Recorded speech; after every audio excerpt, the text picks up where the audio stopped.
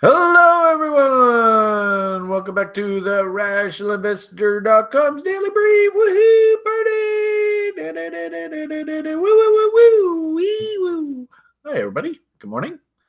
I see we have a pretty full room here this morning in the lounge. So, good morning, everyone. Hi, Jamie. I see you there. Alex, do we have Jamie queued up for his next presentation? Next week, I guess.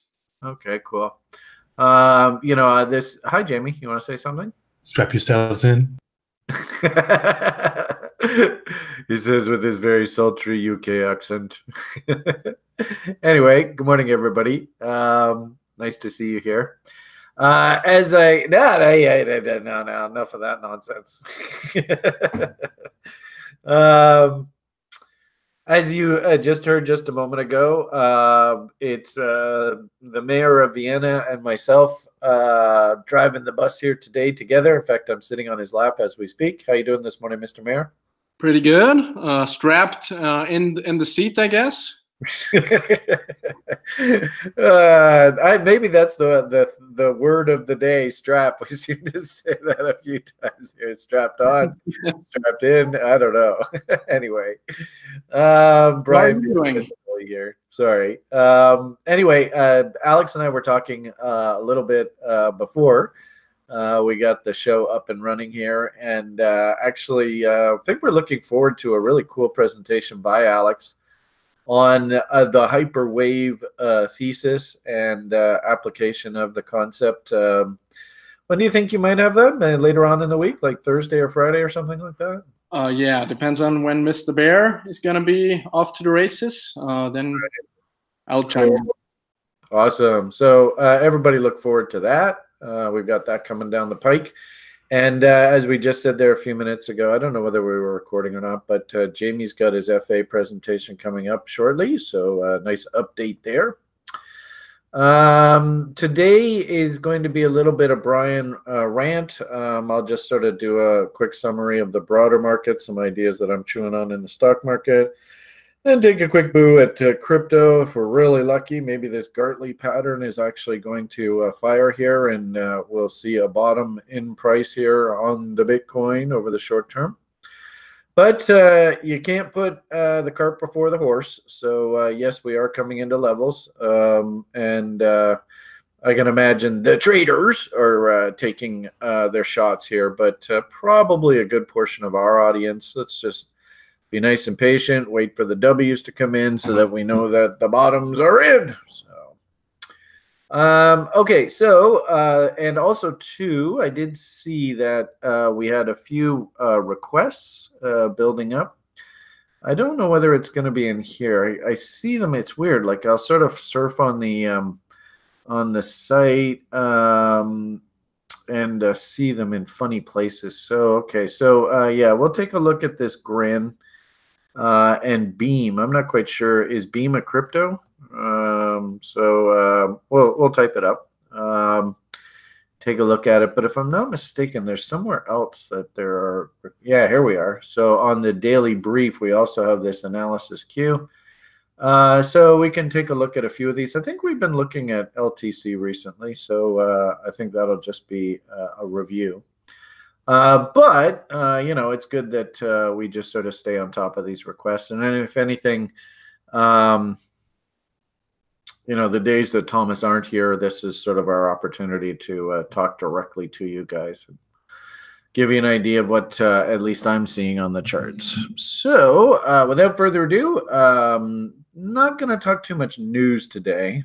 Thomas does such a great job with the news summary, but I'm going to probably just look more at just price action here today. But starting off our conversation, it was interesting. Thomas and I were in the lounge last night, and he said that he listened to a Macro Voices podcast recently, and it explained in detail sort of what this guy, the current sort of guest of their show, was thinking about money flows. And China and U.S. relations and what sort of the nuances going on underneath the public chatter. I also, if I'm not mistaken, believe that we have Fed coming up here fairly shortly. It might just be the release of their most recent minutes. I don't know whether it's an actual Fed announcement. Oh yeah, I remember Jamie. Didn't we? All right, no, wasn't it the beginning of February? We have a whole bunch of shit hitting the fan. I seem to remember economic report wise, we last left off at that. Yeah, we got quite a few things coming up over the next few days, so yeah, it's going to be fun. Okay, so I just happen to have on here, and I like to just show me the really important news releases. And you can see we got non-farm payrolls, the ISM manufacturers, and it's great that Jamie now has given everybody a nice framework to at least put these sort of names and numbers into context. So I think that was really, really great of Jamie.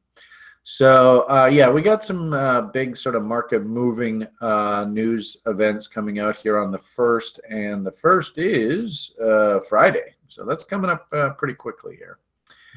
I guess it's a bit of a vacuum today, tomorrow, and Thursday, or this thing would have spat up something. So we also have trade balance, non-manufacturing, ISM. Bank of England's going to be in the market next, I guess that's about a week from now, talking about interest rates and where they're going. Kind of a funny lull in the market with regard to econs just at the moment. And I think, if I'm not mistaken, probably the biggest thing that's driving the market right now is particular corporate earnings. This is a pretty heavy reporting period. Thought I heard someone say, it might have even been Thomas yesterday, that something like 150 of the S&P 500 companies, basically about 20% of them, are reporting either today or tomorrow. So very, very busy calendar for earnings. And if I understand correctly, and I've been sort of posting this in the lounge and stuff, and Jamie there was sort of reporting it, I still think to a certain degree that the sort of darlings through the crypto boom in the stock market, AMDs, NVIDIAs, they're still feeling the hangover. And, there's probably now, and this is the great part about sort of the development cycle within the semiconductor industry, is that you just wait 18 months and the whole damn thing flushes itself out, and we start the game all over again. But I think that as it stands right now, the market is fairly saturated with all of these graphic cards and GPUs, I guess. And so, companies like AMD and NVIDIA, they're getting their butts kicked right now. I think, if I'm not mistaken, don't these guys give you a list of upcoming earnings? Who is it? I don't have it off the top of my head. I know there's one of these sites that I follow that has a whole bunch of sort of what to expect in the earnings stream.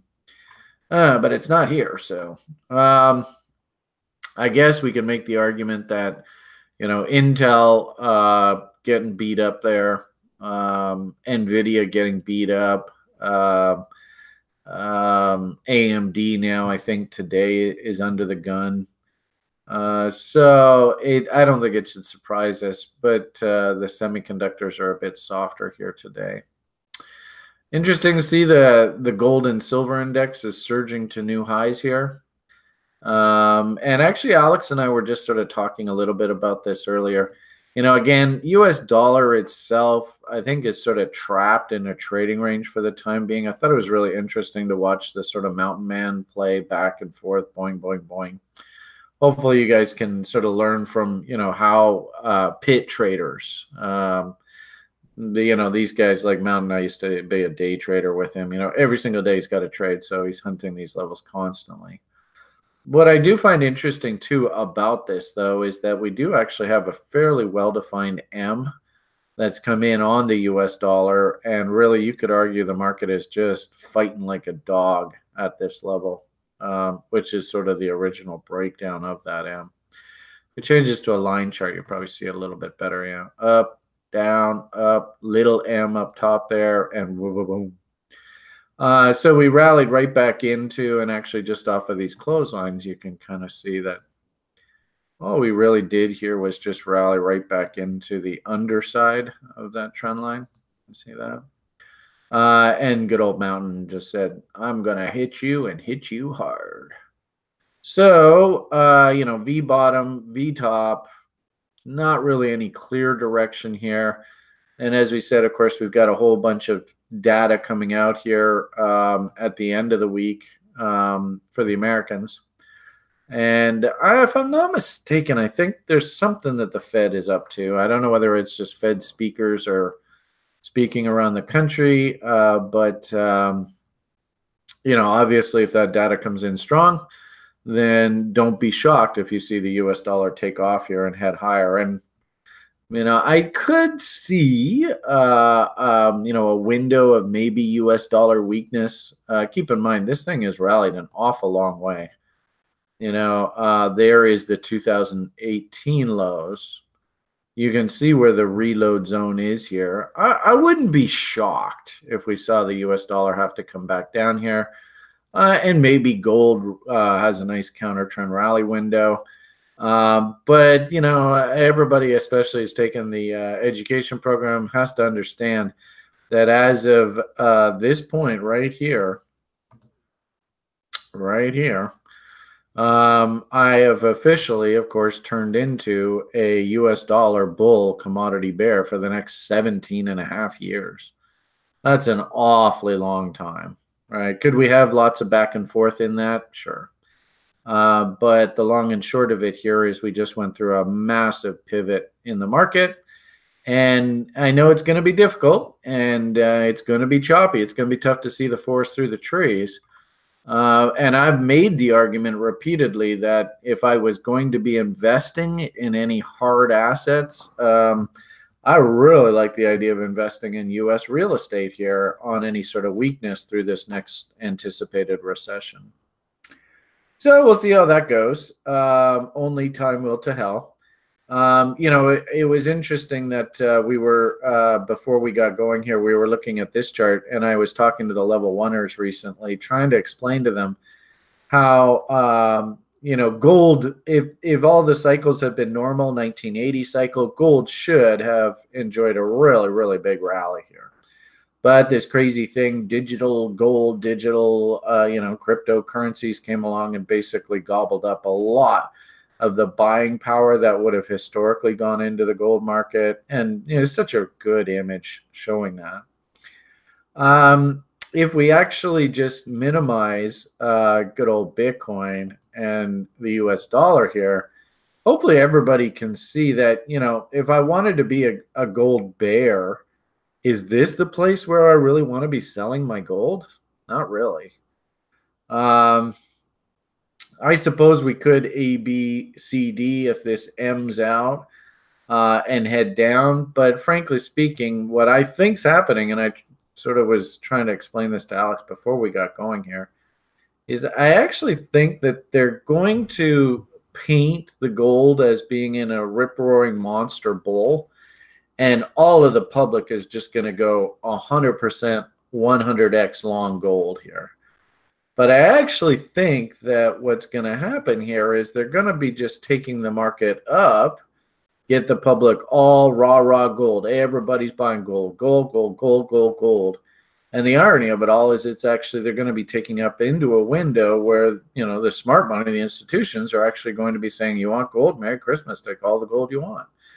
Into actually a very natural selling window up top here. So that's sort of my expectations. Yeah, we could see the US dollar come back off, like this image back down into here. Wouldn't surprise me. Does that mean that the US dollar is breaking to new lows? I don't think so.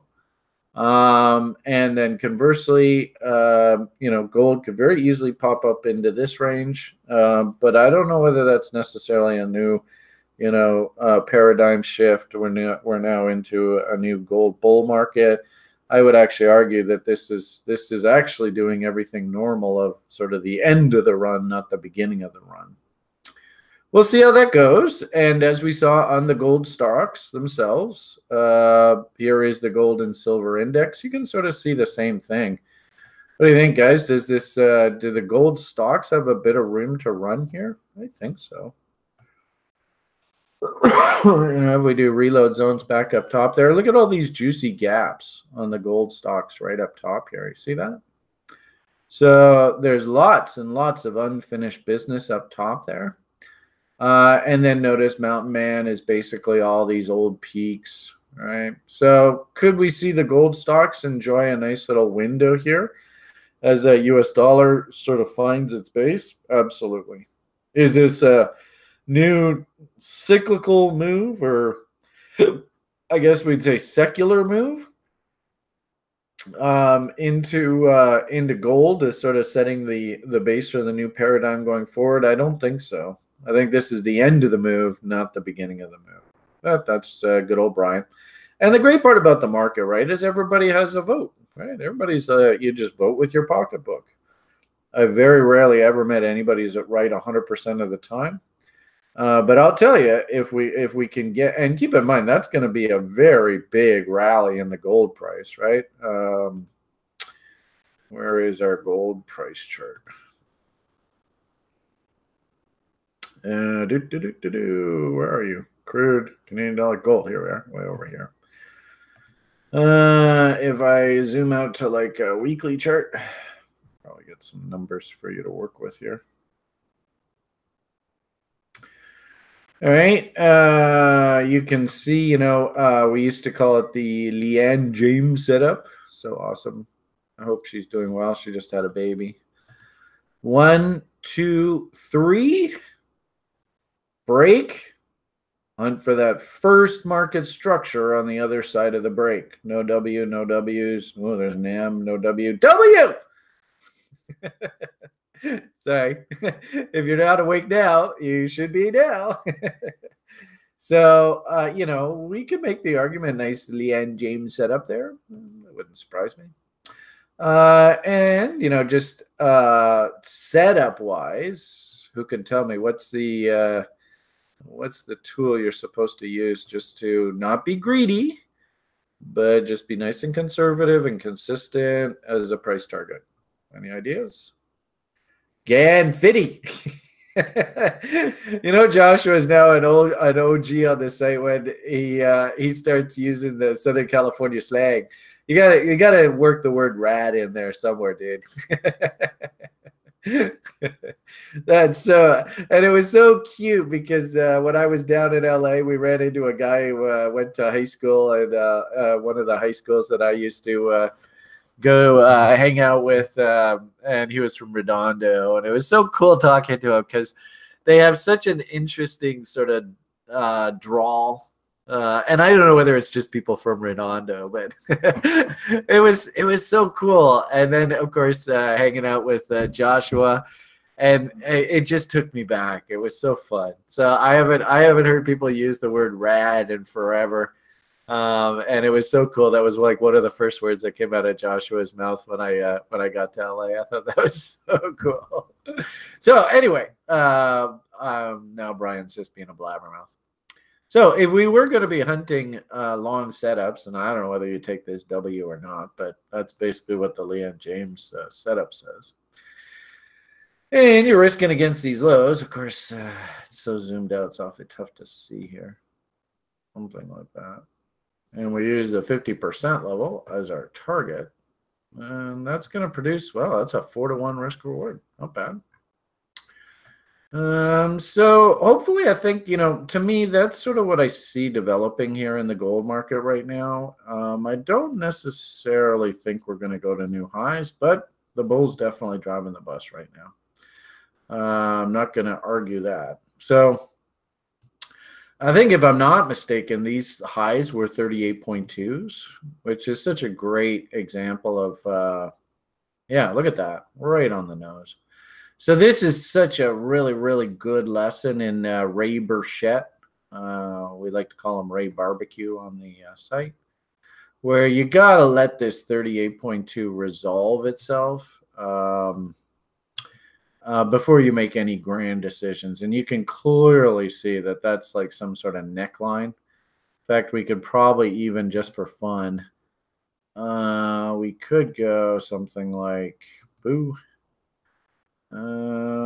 Maybe something like that. Neckline, head, neckline. You see the head and shoulders that's trying to develop here? Something like that. So you'll know that gold's off to the races and the rally's in full-on blown-out mode when we resolve back above that 38.2, which, you know, they've got a head of steam behind them. You can see Willie, you know, keep in mind this is a weekly chart. Willie still isn't technically stupid overbought yet, which is interesting. So, I mean, still got room to run here. You know, we looked at that US dollar. It's already got an M working. And we can see where reload zones are way down here. You know, maybe the Fed comes out and says, you know, we're on pause for the next while. We think the economic data is soft, blah, blah, blah. And all hell breaks loose. There's also, I don't know whether you Americans are aware, but we're hearing lots and lots of talk about Mr. Mueller is just about finished his investigative probe of Donald Trump and the whole Russia thing. Maybe there's a bombshell that's about to be dropped that's going to kick the shit out of the confidence in the US dollar. That could happen. Anyway, point of the matter here is awfully tough for us to be US dollar bulls right here. Yeah, you know, V bottoms. So, you know, yeah, that was a reload zone, probably traders trade. But the fact that this thing's gone and M'd out very nicely up here leads me to believe that the correction is underway. And you could argue too, you know, if there's 38.2, maybe we dip down into that level, which brings the gold back up to its 38.2, and then we spend another 6 months with one of these kind of moves. That could easily happen as well. But ultimately, it seems to me ultimately that we probably want to think about US dollar heading back down into this area, and that's probably going to mark our sort of long-term cyclical pivot. So we'll see how that goes. Right now, certainly don't think it's a good idea to be buying US dollars. But at the same time, too, you look around the world, and that's sort of what this conversation is about, is, I mean, okay, so if I'm not going to put my money in US dollars, where the hell am I going to put it? Euros? Oh, Jesus, what's going on in France right now? I don't know. Japanese yen, we've talked lots about that. I think that's like the flight to safety trade right now. The British pound is trying to buck and turn. I'm not quite sure how the Brexit situation goes, and I would imagine a lot of people historically would have run into the British pound, Bank of England, nice, safe, secure. But because of the Brexit issues, it's very much up in the air. And then the commodity currencies, ooh, boy, they still, even after all these rallies, they still look like poop here. The only one that sort of bucked the trend is the South African rand, and maybe that's just an absolute pure play on gold. They think gold is moving higher here. Tough to say. Keep in mind, Canada, very, very oil and energy dependent. So it makes sense that this guy is as weak as it is. Australia is usually more of a metals-oriented commodities play. So we'll see how that goes. A lot of base metals, that kind of talk. And then the Russians, of course, they're very dependent on natural gas, right? And, you know, they got tons of commodities as well, too. But I guess the point I'm trying to make is if I don't have my money in US dollars, where the hell am I going to put my money? Which gets a bit scary, right? And it sort of makes sense why the Japanese yen is as strong as it is. But anyway, we'll see what happens. The trend itself hasn't turned over in the US dollar yet, but if we fail here, remember we talked about that M top in there. If we fail here, I could very easily see these moving average crossover, and then we know we're done. And that would probably light the fire under gold. And it's interesting how the yen, the trend has turned back up, and the gold trend has already technically turned back up.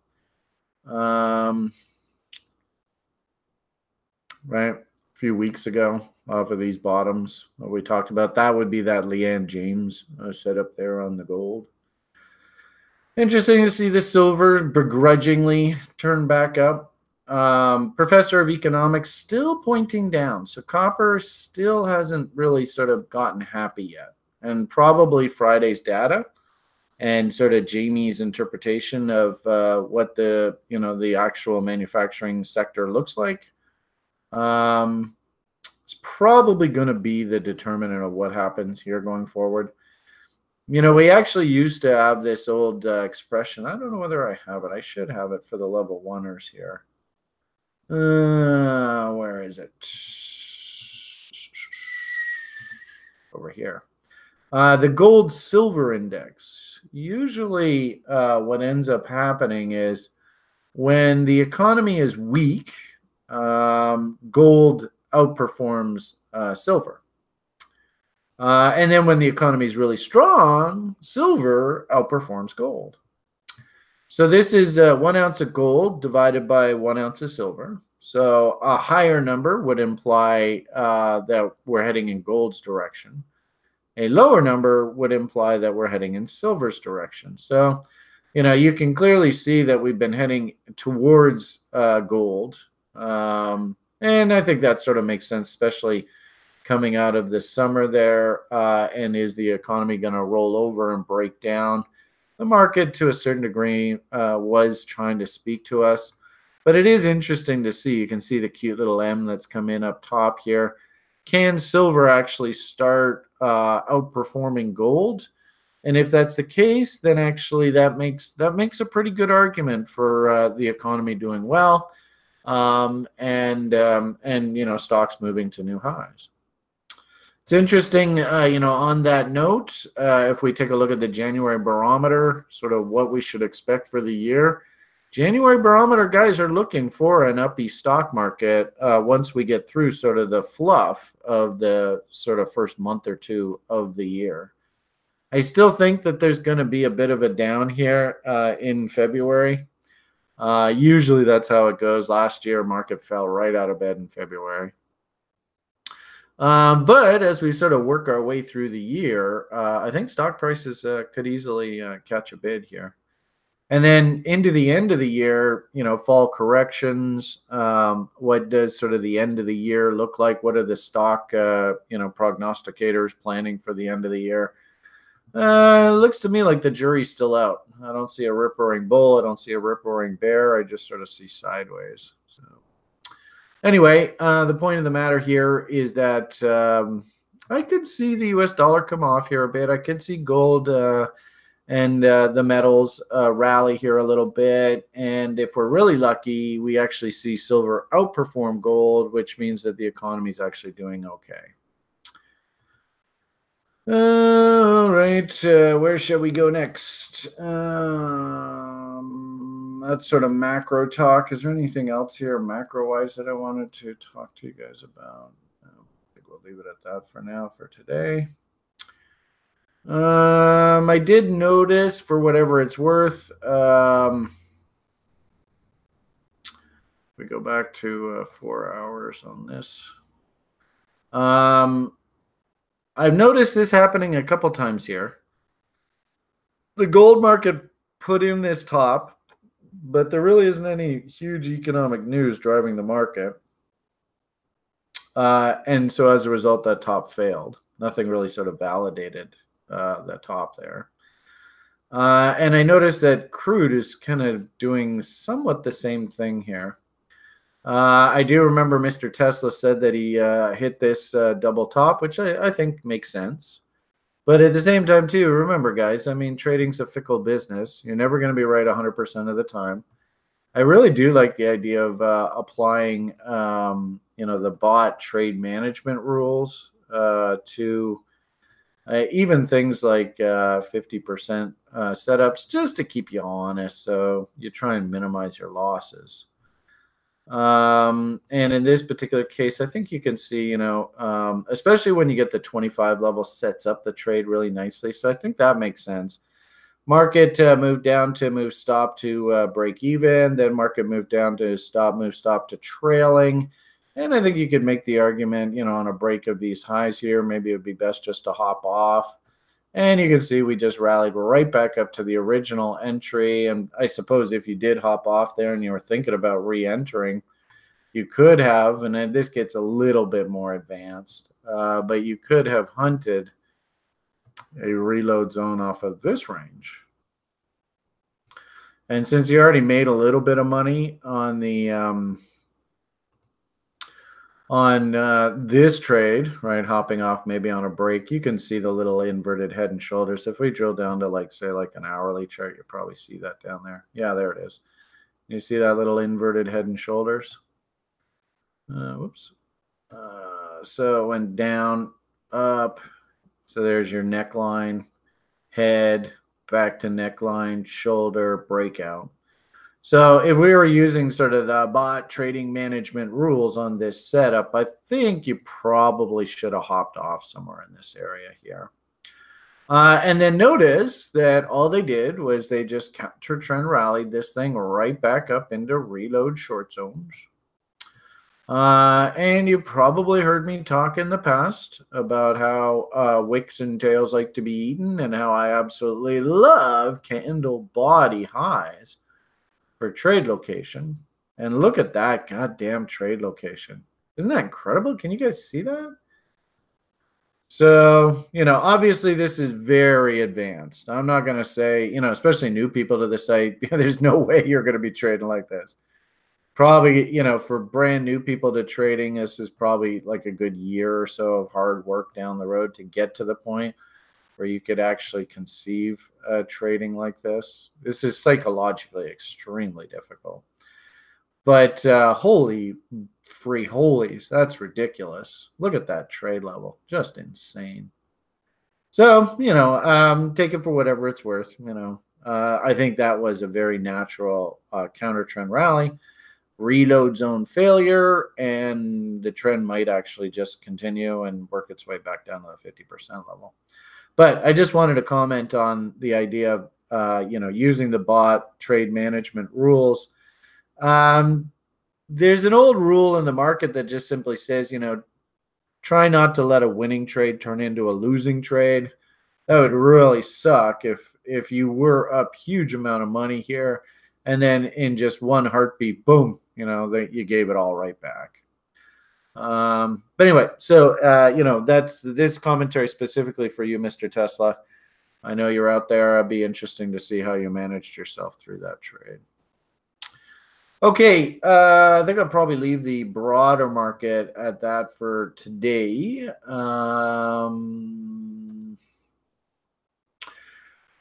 We talked a little bit about stock markets and stock indexes. I still think this sort of dead cat bounce, if you will, that options manipulation market still basically playing itself out. Remember we had said a week or so ago, I don't know whether you guys remember this or not. If you don't know this, where did my Colleen go? Oh, geez, I like looking down and seeing her. Well, I guess she must like Thomas much more than me. But anyway.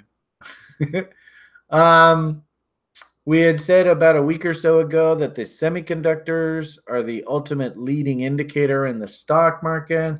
So I do find it kind of interesting that the semiconductors are kind of stalling out here a little bit. That might be sort of our first tell. We talked recently about these M's in RSI. Can you see, especially on the NASDAQ, that have tech-heavy NASDAQ, can you see that M that's trying to confirm itself now? So, you know, the writing's on the walls. Don't be shocked if you see the market get its ass kicked here over the next couple of weeks. It wouldn't surprise me one bit. Semiconductors are now no longer face ripping up.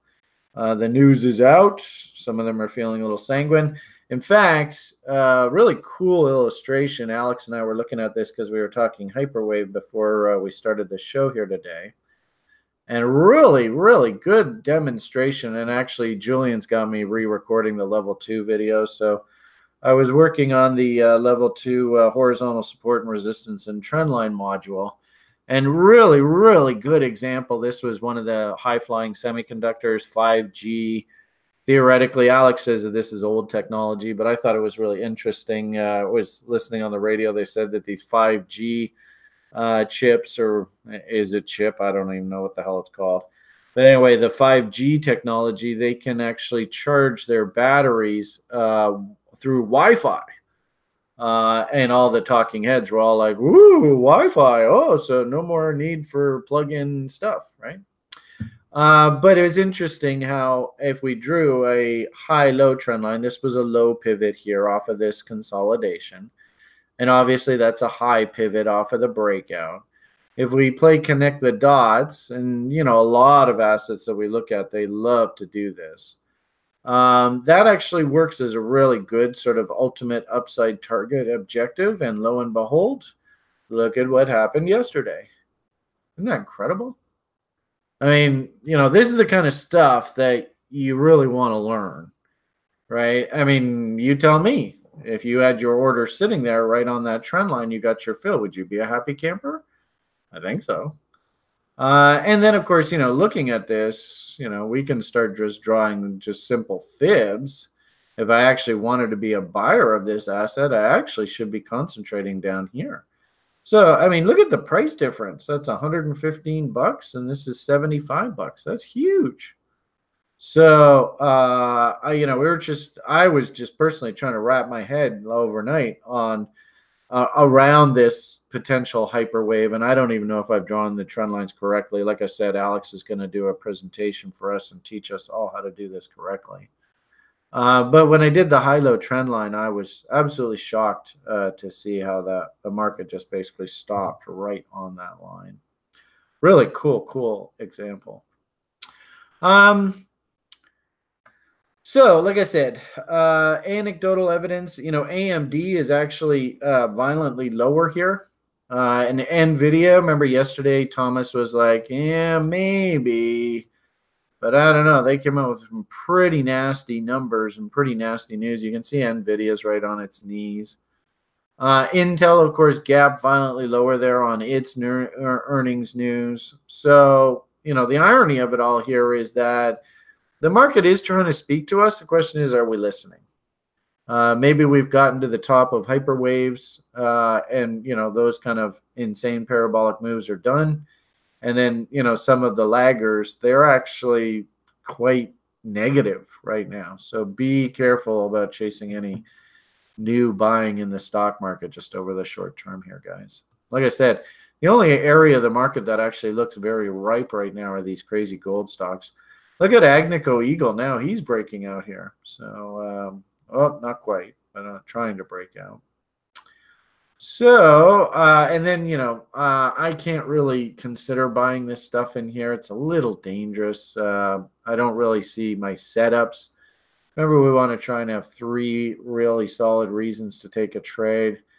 And, of course, don't chase. Don't chase, don't chase, don't chase. Alcoa still looks very interesting in here after that initial burst, now actually going sideways and consolidating. This is probably going to set up a bot. So anybody's interested in playing this Alcoa idea, if you're interested in investing in aluminum, boring. I wouldn't be surprised if the trade goes something along 33.66. All right, we're good there. And then head up top and go 25. Boom. There we go. So you can actually see how the market is setting up the trade off of that. 1 low, 2 lows, 3 lows. Looks like we got something here. So, we had talked about TRI SOFs down here. And that's what all this write-up is. My hunch is, and we often see this, is the market will actually run up to the strike price of the option that we're interested in. We do the TRI SOF based on the principle that the market will go back to the 50% rule. But because we're buying options so far away from their strike, the premium is really, really low. The market will rally up just to being, quote unquote, at the money. And the premiums will go shooting up here. So let's keep an eye on this. My hunch is this price will have actually doubled by the time this bot actually completes itself. And we don't even have to wait for the market to get up to the 50% rule. but that's the way it goes.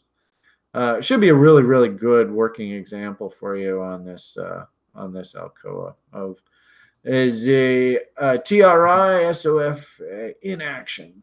And actually, Zach, I don't know where Zach is. Zach and I are gonna try and create a fun side account to trade those together. So keep an eye out for that. In fact, here, this was Zach's idea. So you can see the market did move up to the strike price of the option, not the target, but the strike price, and the option already did double.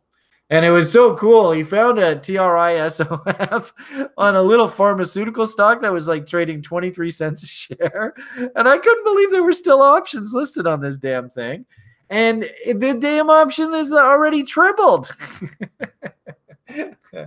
So next time I see Zach on the call, I'll get him to show everybody that trade. I mean, these TRI SOFs, if you do your homework and you do the math, man, they are incredibly powerful.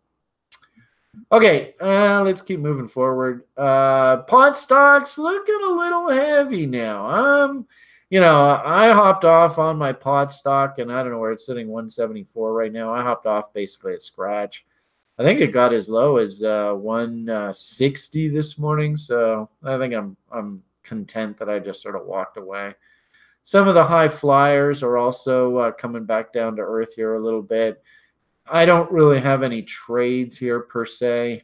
I was interested in the Tilray, and I'm very pleased to see that guys like Christian, basically his plan was, look, I'm going to buy 78.6 in the gap fill. And so far yesterday he was getting rewarded. So inside bar, this thing might inside bar and crap out tomorrow. And of course, Thomas has told us all about how the insiders are kind of getting out here. So, caveat emptor.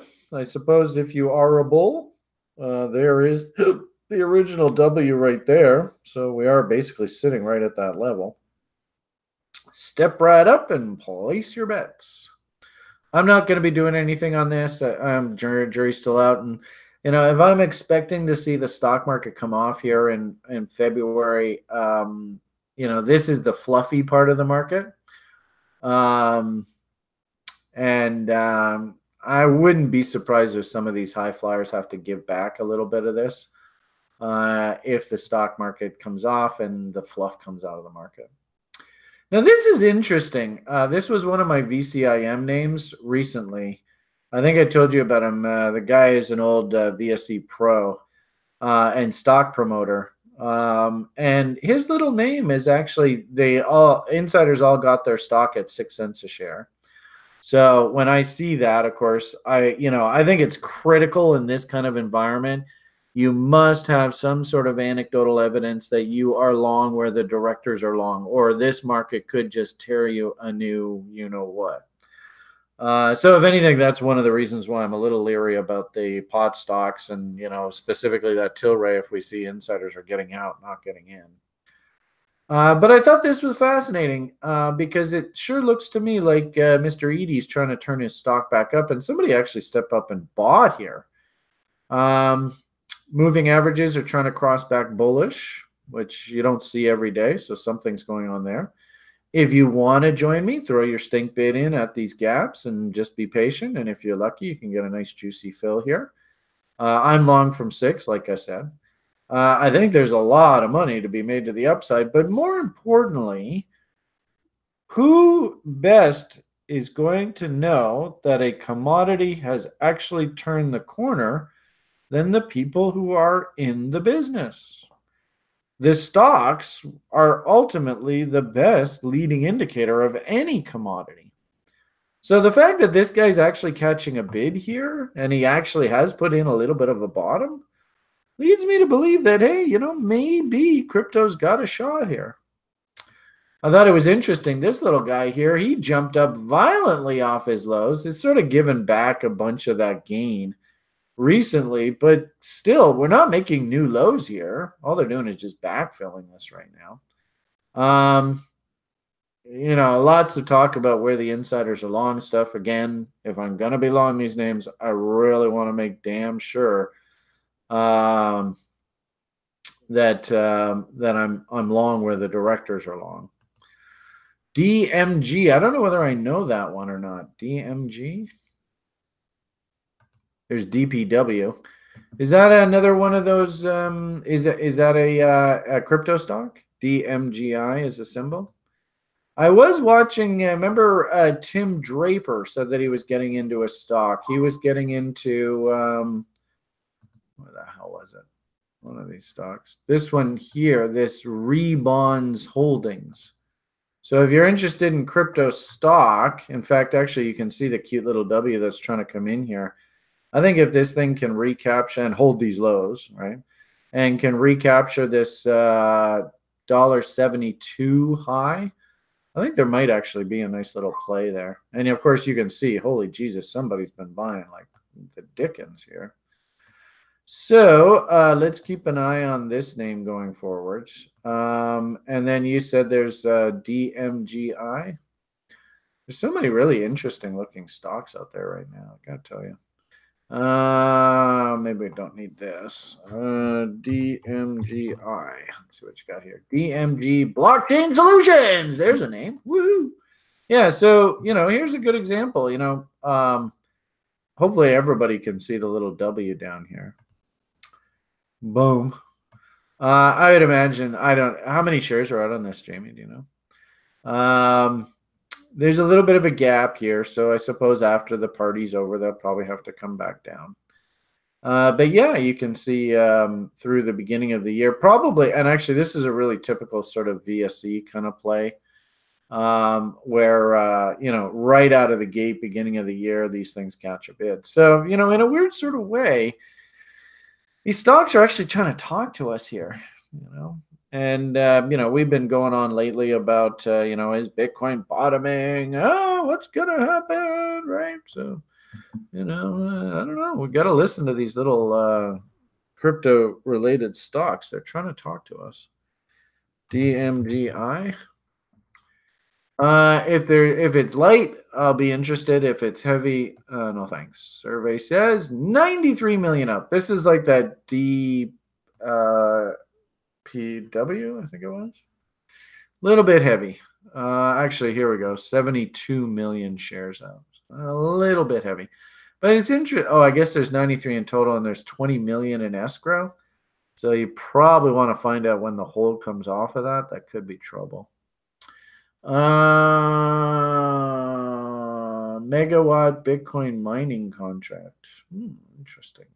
Okay. Well, we can do some digging.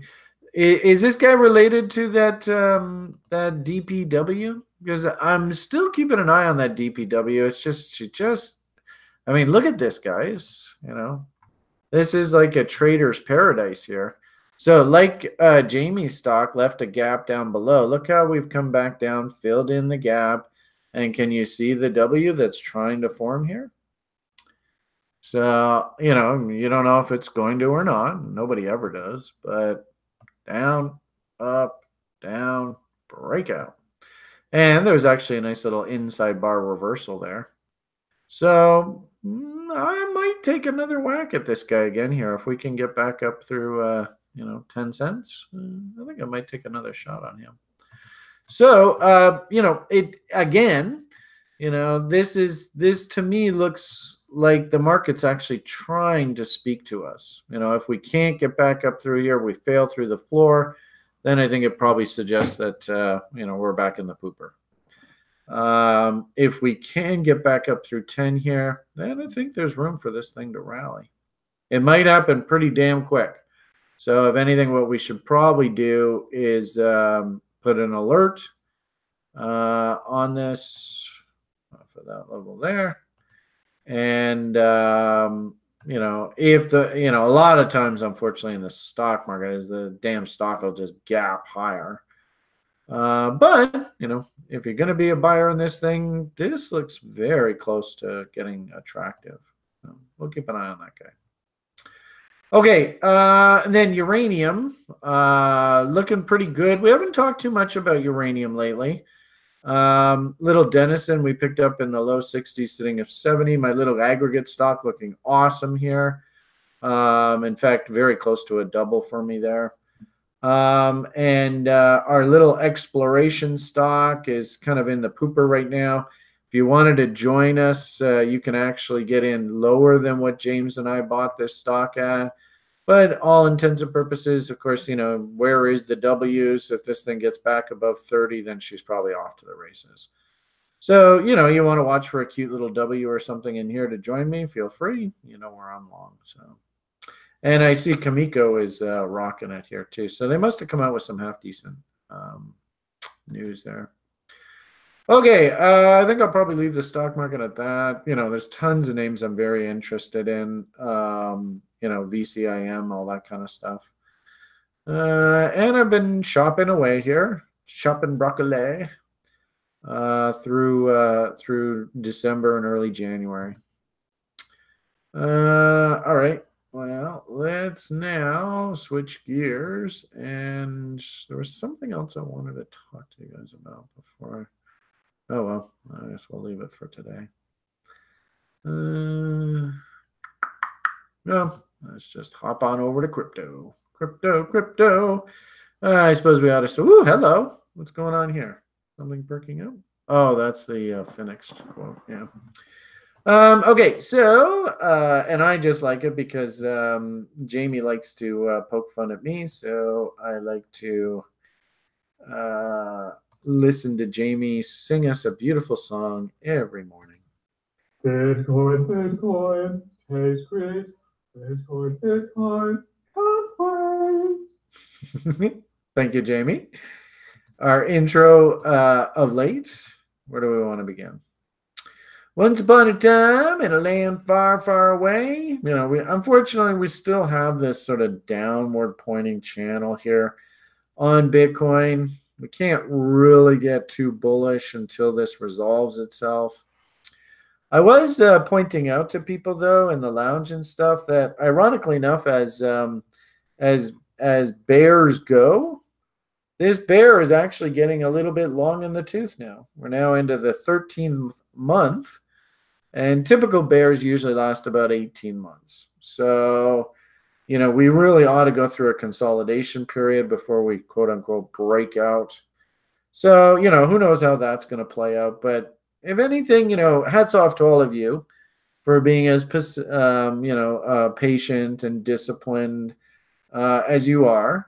It's been a pretty tough year. No ifs, ands, or buts about it. There just hasn't been a heck of a lot to do.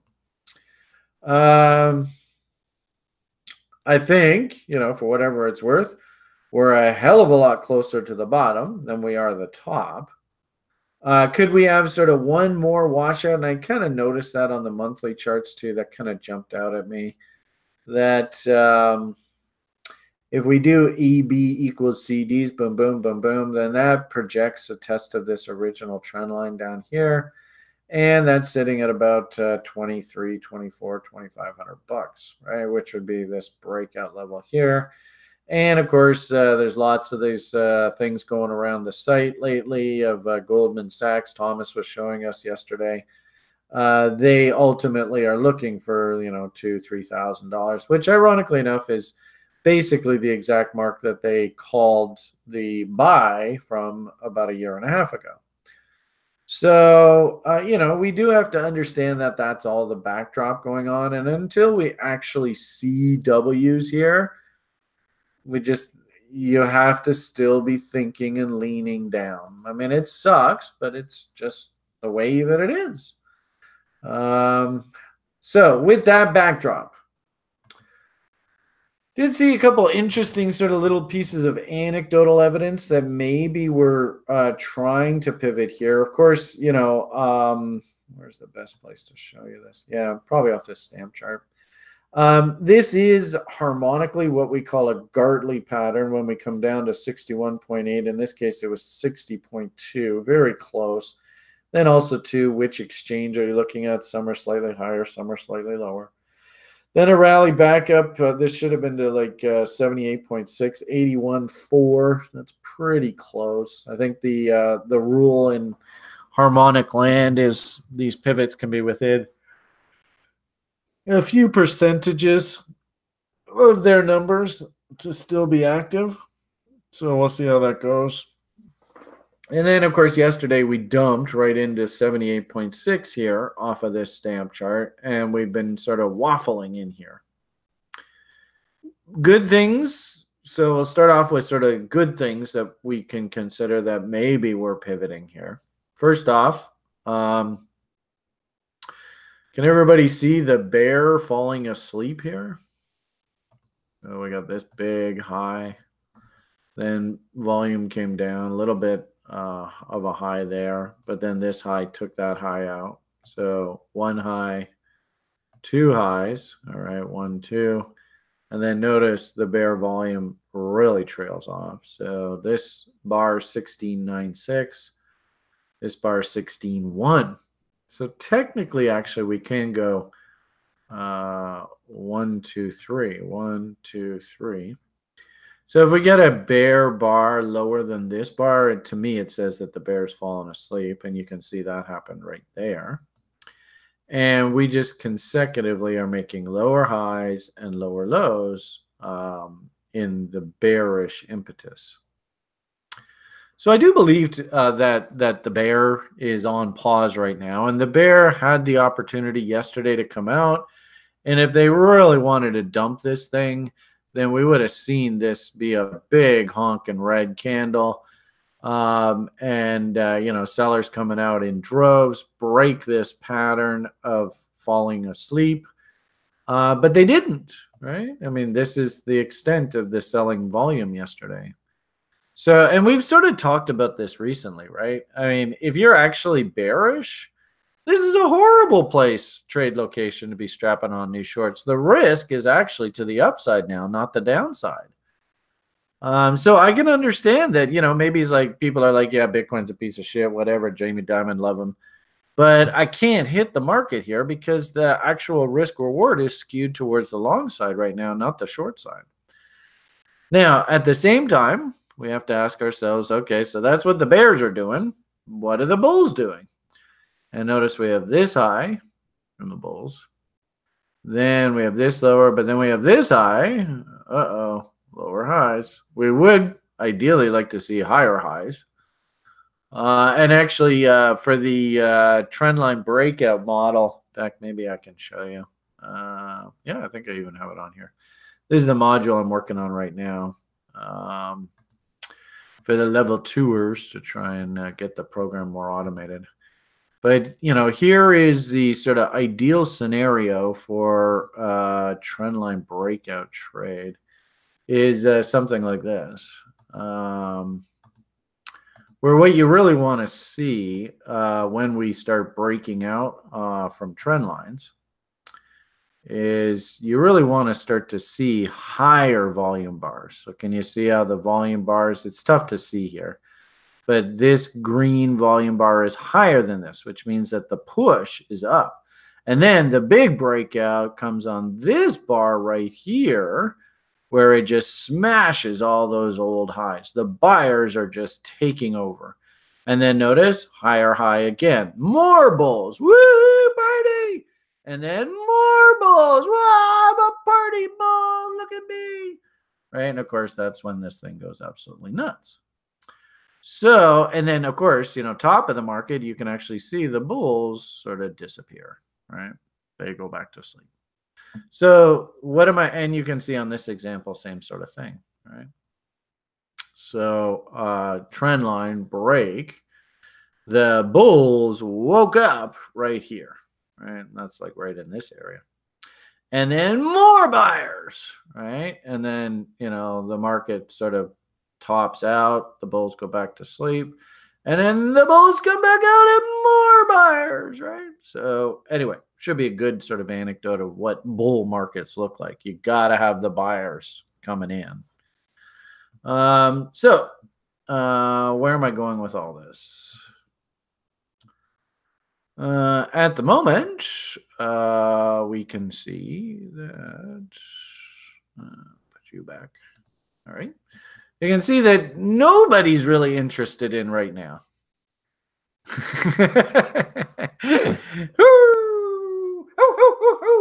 Actually, I watched a really cool video this morning of an elephant trapped in a canal. and how we figured out how to get the elephant out of the canal over in India. I love animals. They're so nice. Okay, so the point of the matter here is maybe the bear's fallen asleep. But at the same time, too, where the hell are those damn bulls? And you can see lower high, lower high, lower high, lower high, lower high. Oh, boy, lower high. Show me some buying, please. Somebody step up and do something. So I think right now, it's positive to see that the bear is calming down. But what we'd really like to see is we'd like to see the bull actually step up, wake up. Right, and and the bullish impetus, you can see we had. Oh, actually, I like this. So we went down, up, down. If we can get a volume day, up day, where it actually breaks through that, then we actually start getting a situation where we're going to get higher highs and higher lows on the bullish impetus. So. Nothing really to get excited about just yet, but I do like the fact that, the bear is relatively asleep right now. So it does leave the door open. If the bull does want to step up and do something, they've got the green light. All right. Is that what I did over here? I didn't realize I messed with this chart. Oh, well, I'll put everything back in a minute. All right, so bullish case number 2. If we look at momentum, I was actually quite pleased to see that just over this short-term period, we're trying to make higher highs and higher lows here, right? It's not really the biggest example, and interestingly enough, off of these cash markets, it's looking kind of wishy-washy, but nonetheless, hopefully everybody can see, and if we correlate that with price, what the hell's that? Go away. We can see these lows here correspond with this low here. These lows are lower lows, and yet MACD is not making lower lows. That's good, right? That's potential divergence. What's really interesting is if we actually go over to the futures markets, we actually see this actually even more well-defined. And you see how not only do we have this massive potential divergence, but we also have this divergence. And then just over the past few days, we have that cute little divergence, right? And this line is Joshua's sort of adaptation of the MACD signal.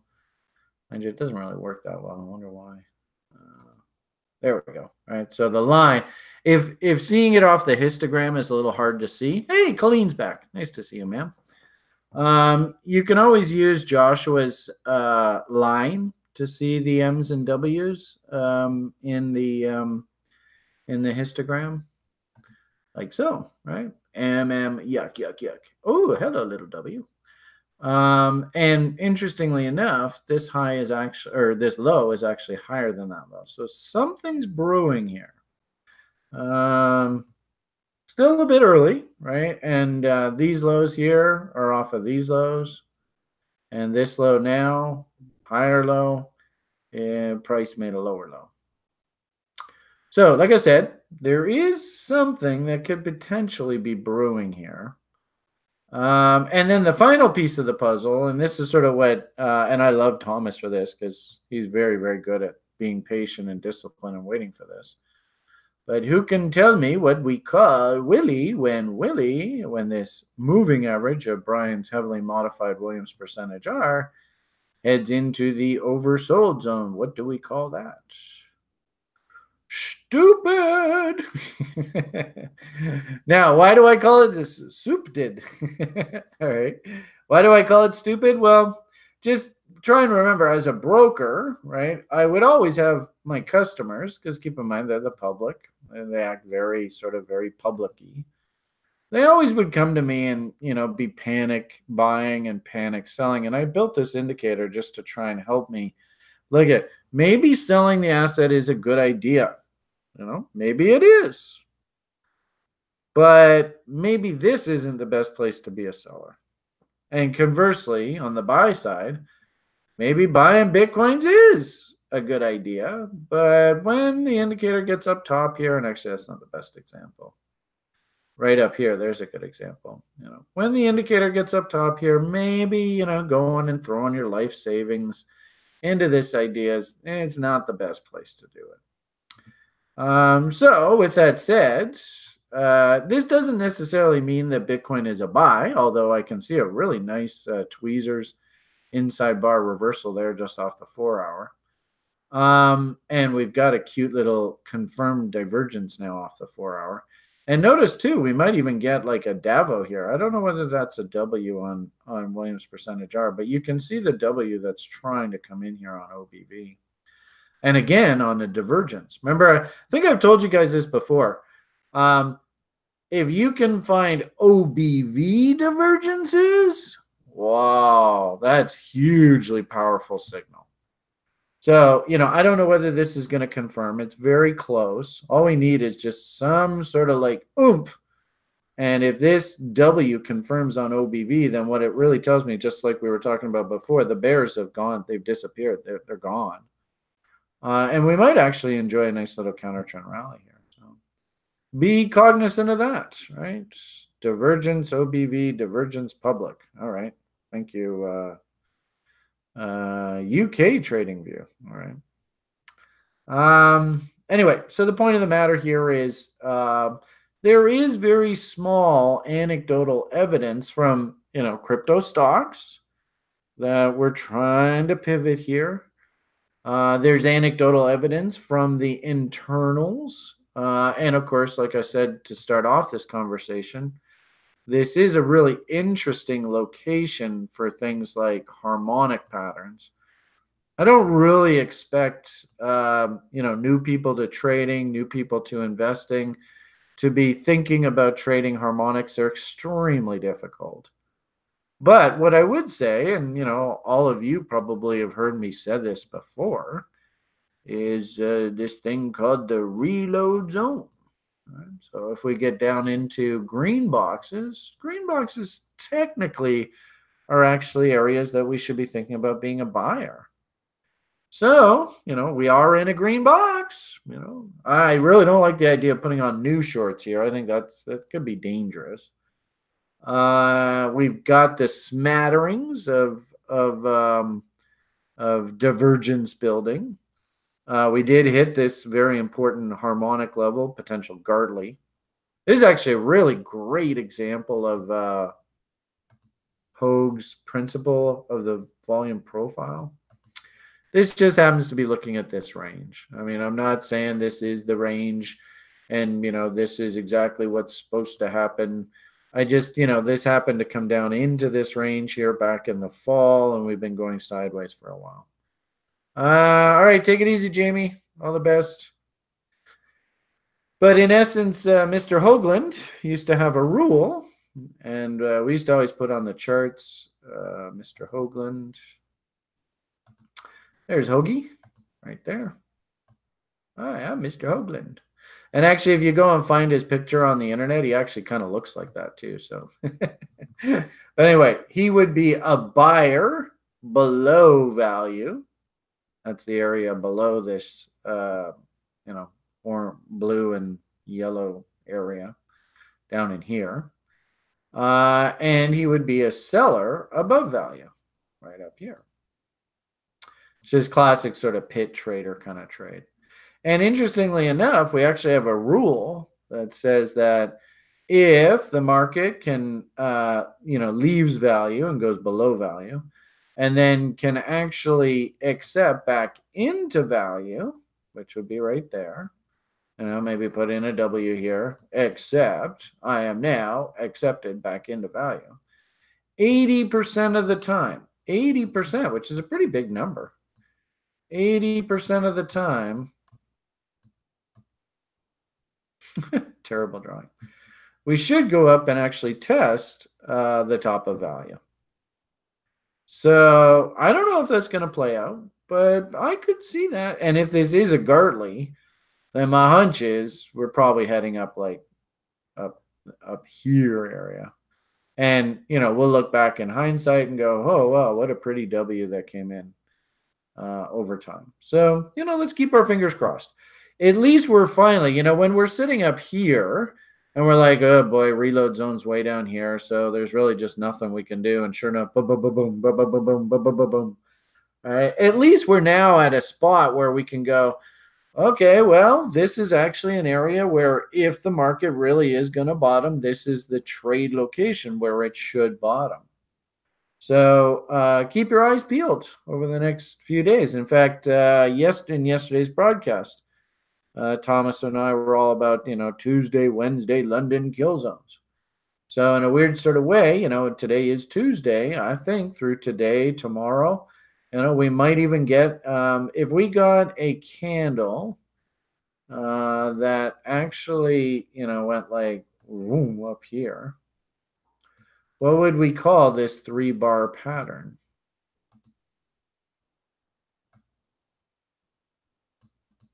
I don't know if I can do that or not. No, it's too big. It's too big. Anyway, 1, 2, 3. What would we call that pattern? An empire. Very good. Well done, guys. So the point of the matter here is, we've got divergences. Here's another really cool sort of little anecdotal piece of evidence to support the bulls case here. If we look at sentiment, if this thing's a rip-roaring bear, then we shouldn't see a rising trend in the sentiment of OKCoin forwards. And OKCoin forwards actually just broke to new highs here. So this sentiment, now keep in mind, a reading below zero is what we call backwardized, which technically means that the market is in a bear. There's something wrong. But you can see we went to an extreme. We W'd out here. We put in a cute little W over on this side, start working our way higher, confirm this bigger W breaking out here, and then more W's and more W's and now more W's. So something's going on underneath. Remember we talked about the stocks. Some of the stocks are actually jumping up a bit. We talked about location. We talked about divergence. Now we're talking about spreads. You can actually feel like the bullish case is being made here. I don't know whether we can make that case about the sort of juniors, Litecoin, kind of waffly. We would really like to see that Litecoin break through these tops here. Ethereum, look at Ethereum just chugging away, trying to break that top there. Now, the interesting thing about Litecoin and Ethereum, and I know it was one of the requests, so we'll take a quick boo at Litecoin here. Had it on the chart. This is Litecoin versus Bitcoin, but I wanted to look at Litecoin versus cash. Where do I have you? You're around here somewhere. No. No. No.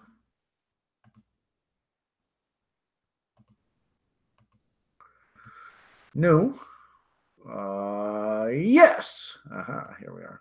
Good. So, Litecoin did have this funny looking bearish bot working terribly set up, right? Only one high to work with. Maybe you call that a second high. I don't know. That's awfully tough.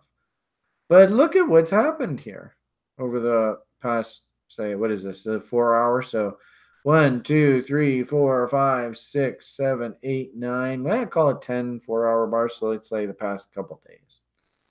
And what's really cool about this is you can actually see Colleen, what letter of the alphabet does that kind of look like? Maybe what I should do is change it to a line chart.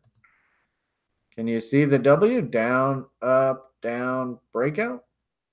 So thank you, ma'am. The point of the matter here is that this thing actually looks like it's trying desperately to turn the corner here. I think, what we would really like to see is, well, two things. First off, we'd really like to see the forwards push higher and give us more WE action. You can clearly see they're on the fence right now with sentiment. And then also sort of to dovetail that, this is sort of the longs and the shorts on Phoenix. And you can see they're having a real battle here, right? You can see the longs were like, woohoo, we're bulls, let's go, let's go. Then they kind of petered out and they're kind of waffling here a bit. Haven't really broken down and confirmed massive M's yet, just sort of teetering. And then same thing for the shorts, the bears. You can see they actually did W here, so that's not really very enthusiastic. And you can see the as the shorts were piling in, the price has come off, testing those lows. So Litecoin's still on the fence here. And I find it just really interesting how Litecoin's gone and put in this funny little double bottom here. So I think the jury's still out on Litecoin. Didn't really like the way that short set up, so I couldn't really get too enthusiastic about hitting this short down here, considering this massive range and really no real serious test of these highs. Didn't really set up well for me, but that doesn't mean it can't, this short won't work. And, the sentiment and the longs versus shorts still kind of on the fence. So, and then, if we zoom out, if anything, the way I look at this kind of name is, again, is this really where we want to get too bearish? Maybe we had lower, but maybe there's some crazy ass shock. Maybe Charlie comes out and says, yeah, I've officially bought my Litecoin position back. The day he does that, this fucking thing's going to jump. And it just seems to me that hunting shorts in here almost is kind of dangerous. And if this thing can actually reverse and start painting some bullish action, you might see a pretty precipitous rally here.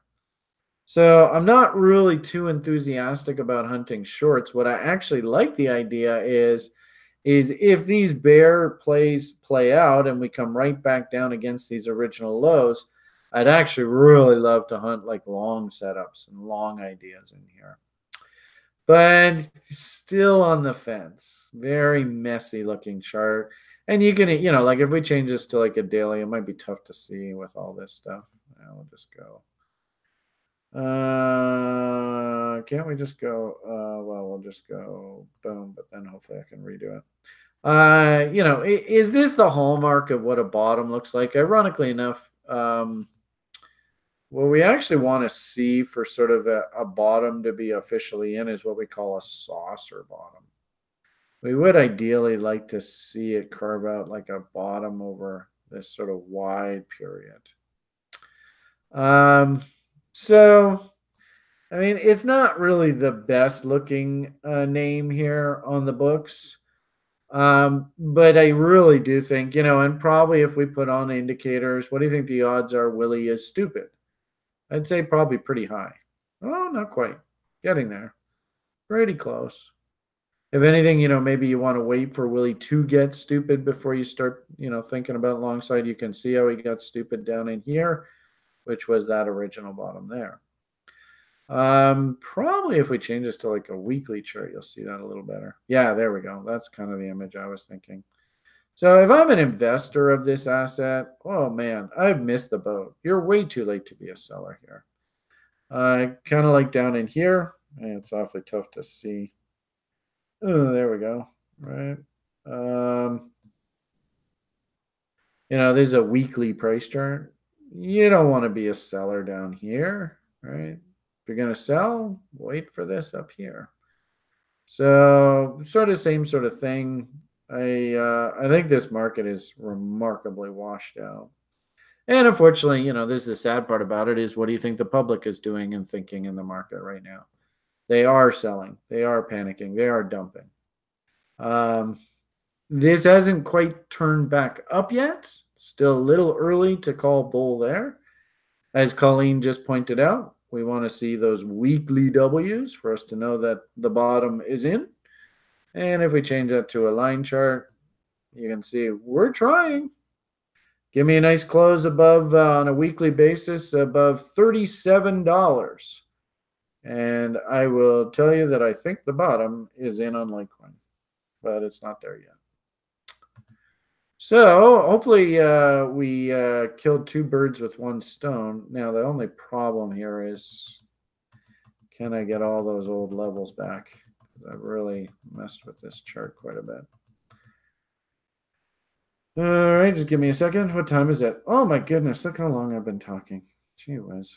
Are you guys getting any value out of this? And actually, this would be good, just sort of feedback, because we don't have Thomas here today. Is what I'm doing here today, is it of any value? Yeah? Okay. Well, we're getting some positive feedback. That's good. All right, good. So somebody had asked on the I think it was this page, me to look at Litecoin so we can officially go check. We've looked at Litecoin. Let's take a look at TRX. Oh, that's that Tron, right? Excuse me. I was surprised when I sort of go online and I see the amount of enthusiasm around these individual names. It's fascinating. It's almost like, you know, have you guys ever seen, well, I don't know whether you've seen it or not, but in years gone by, there used to be like AMD would come out with a new chip and everybody was in love with AMD, and there'd be like AMD fans, right? And, you know, this is the gamer's chip, right? If you play games, you don't buy that Intel shit, you buy the AMD. And then Intel would come out with a new chip, and then all the Intel fans would be like, oh no, yeah, we rule, Intel's the best, right? Blah, blah, blah, blah. And it would be either you're an AMD fan or you're an Intel fan, right? Does that sound familiar at all to you guys? I'm sure that there's also, you know, like Apple and Microsoft, same sort of crazy thing, right? Yeah, actually, you're thinking the same thing. So I'm actually finding that is happening with crypto. You know, to all intents and purposes, I think, you know, if you follow the general model of sort of Satoshi, and a lot of these coins are nothing more than just clones of Bitcoin. I do understand difference between POS, POW, and all that. I mean, I do understand that. But what I'm finding is that this space is becoming very fractured, just like this sort of Apple versus Android conversation. And I was quite shocked, you know, like I'm hearing people say, oh yeah, well, Tron will be worth more than Bitcoin next week. I was like, what? All right, well, whatever. You know, this happens to be Tron versus Bitcoin. And I've been sort of talking about this. This is the MEX market. How I actually think a pretty cute little short setup just fired here. I don't know whether this, you know, we never did get back to Scratch. Scratch was 661 sats there, and we hit a high or a 658. So technically, I think the short is still working. And the move stopped to Scratch level, 622 was hit. So worst case scenario, just walk away at Scratch. And I do see this quite often, right, where the market will just work its way right back up and then not hit that level, and then paint an inside bar and back down we go. You might argue that, you know, if Bitcoin and Litecoin and Ethereum and all that are trying to bottom, then maybe this thing will bottom too. So if you had taken that short, worst case scenario, you probably should just walk away at Scratch if it comes back to that level. Versus US dollar.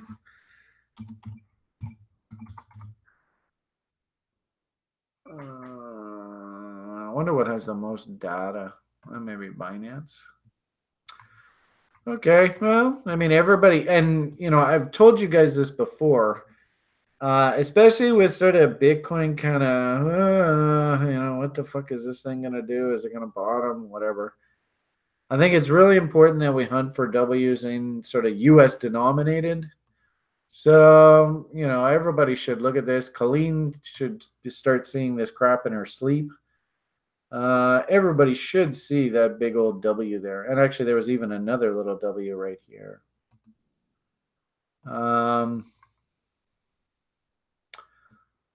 What do you think, Colleen?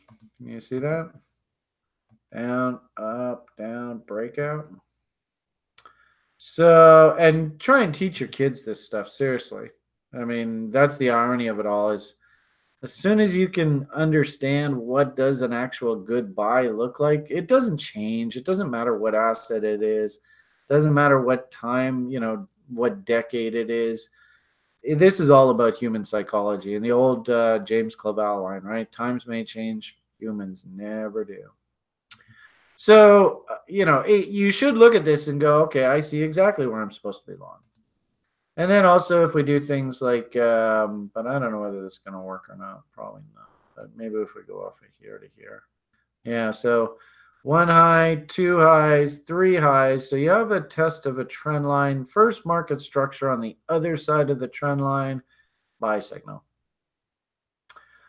And then I think we probably have, so this is a really good example of, and ironically enough, believe it or not, guys, I would actually have no problem. But you can see this little W, it was working, it was working, it was working.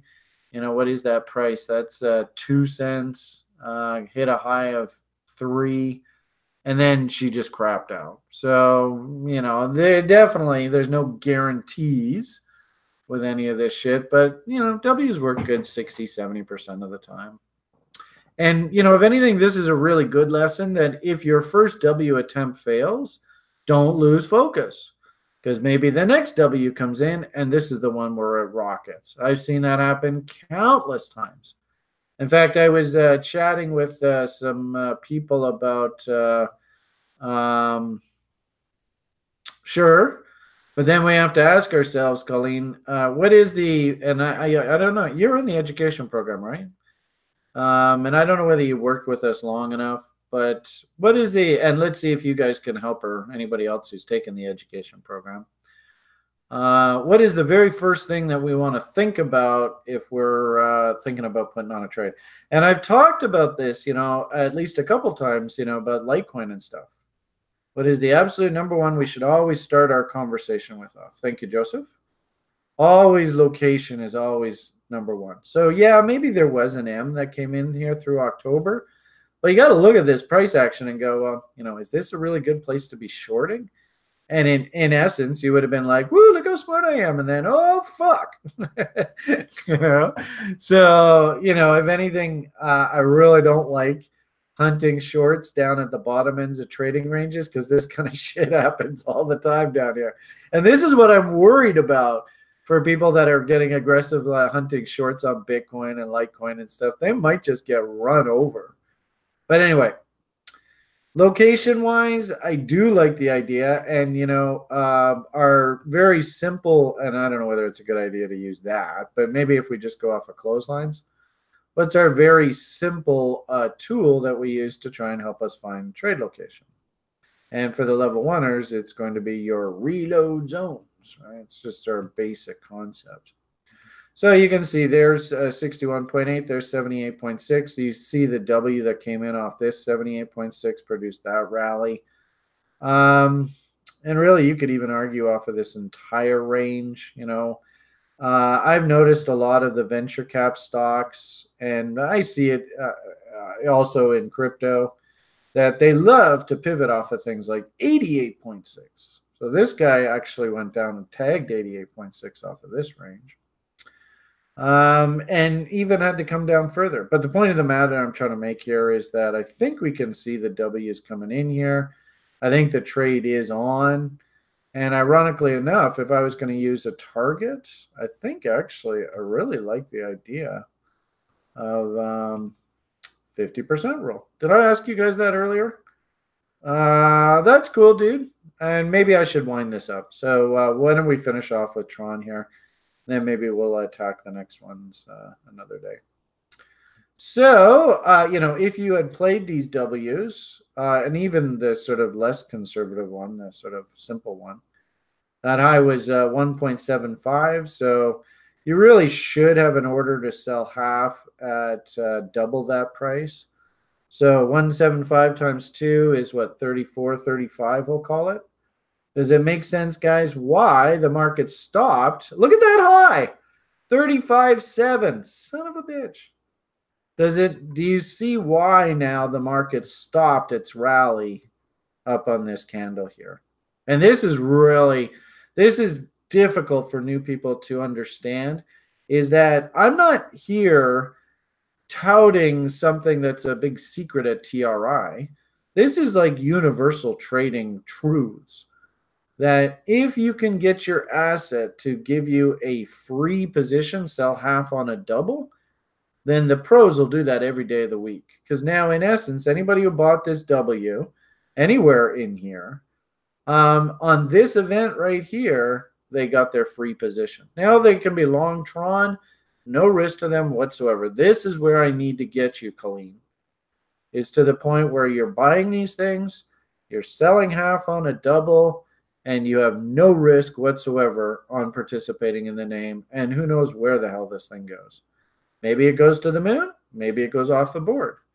But to you, it won't make a difference.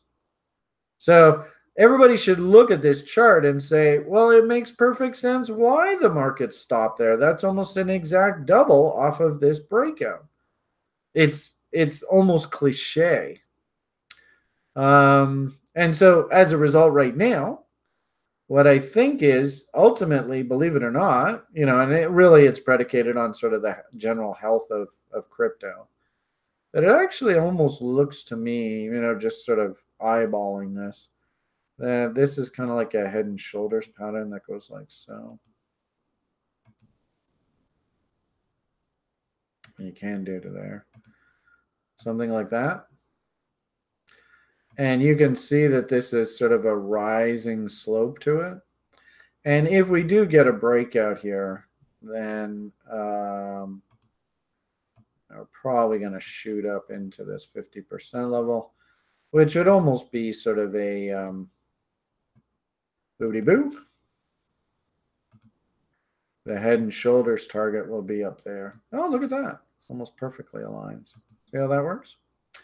So that's sort of what I would be thinking here versus USD on this thing. But can we buy this here? I don't think so. I think if anything, if I wanted to be a buyer of this name, I'm going to do my reload zone off of that recent high back to the lows. And gee whiz, what a coincidence. And you see how this reload zone actually lines up almost perfectly with the original market structure breakout level. So there's the original market structure breakout level. And there is Mr. Kavarkanator sitting there licking his chops at the 78.6. And then the last sort of piece to this is you can see there's a bit of a notch in the volume profile. Ideally, this profile would like to look like a parabola. So if you think about the profile as sort of the ultimate expression of the price discovery process, then really what this is saying is we've done lots of exploration in here, but we kind of haven't done enough in here. My hunch is if we can pull back down into that area, fill in this notch, make the parabola look a little bit fuller, then it can set up for that massive move up higher. So Kavarkanator, yeah, but you spell it with a K, not a C. And that's this guy. You may have seen him on the site. I won't show him fishing. I'll show him being a badass on his motorcycle. Where's Kevin? Is he still here? Yeah, he is. Where is the Kavarkanator? I'm gonna run out of time here. Alex, how are we doing? We gotta wind this thing up here pretty soon. All right. Well, I'll show you the Kavarkanator another day. I don't seem to have it just in front of me. So why don't we leave it at that for today? I hope you guys enjoyed the presentation. I hope you guys got value out of my rant here. We talked about a whole bunch of different things, and hopefully you can take something away from today's conversation that helps you see the market a little clearer. All right, why don't we leave it at that? You all have yourselves an awesome rest of your day. Oh, there he is. All right, so Colleen, if you ever see this guy on a chart, that is basically Mr. Kavarkanator. So we might even go and plunk him right there. And that is basically the shark setup. Yeah, in the library, Colleen, under setups, probably trading range. The shark, there he is. That's this setup. Sometimes you get just the sickest trades. You see how this is original W here? That's 78.6. Just sometimes you get the absolute gifts. So that's basically what that trade is. But I personally prefer to use this icon. There's Kevin zooming down the highway on his motorbike. All right, guys. Have yourselves a great day. All the best. And the only thing left for good old Brian to say is bye for now.